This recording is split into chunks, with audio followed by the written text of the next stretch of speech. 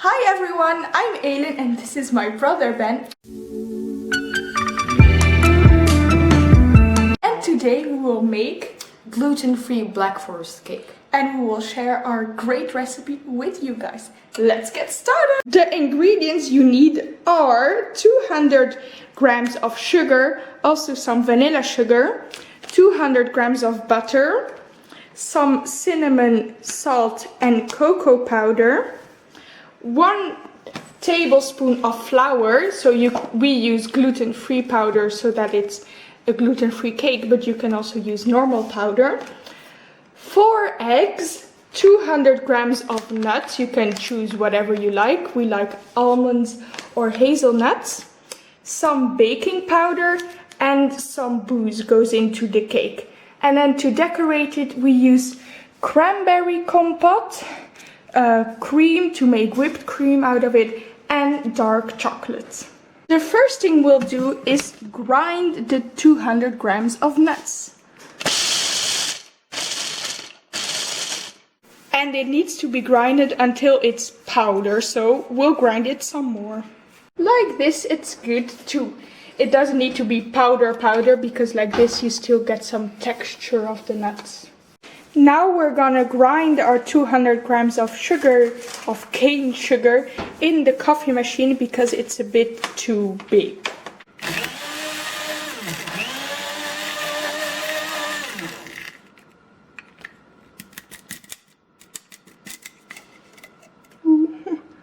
And ta-da! Powder sugar!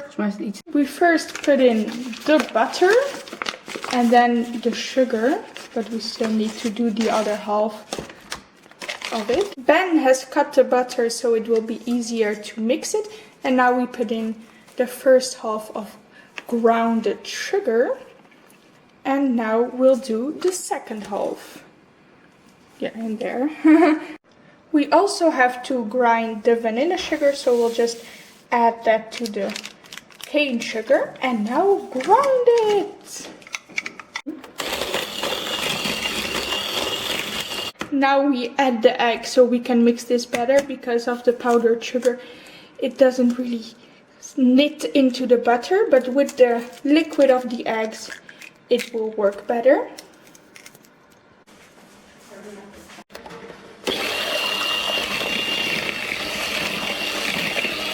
And don't forget to preheat the oven on 180 degrees Celsius. We need 30 grams of cacao powder.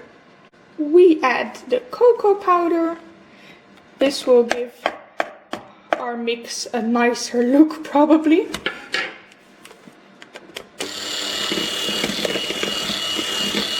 And now we add 1 tablespoon of baking powder, of flour, and this is our gluten-free flour.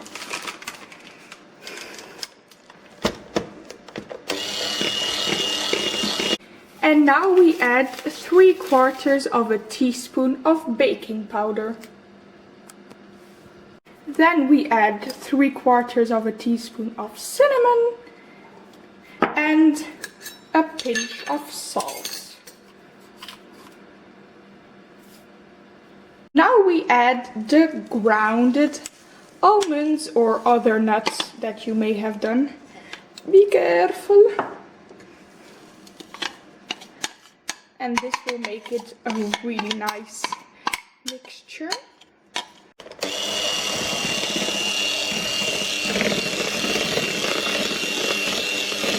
Now we add the booze, and we use Japanese whiskey, but you can use cognac, brandy, whatever, and it's 3 tablespoons. And we put it in. Wow, look at this dough. It looks great and it smells great, and wow. And the spatula is a very useful thing to waste less food, so that's a must-have. This is the cake, and now, how long does it need to stay in?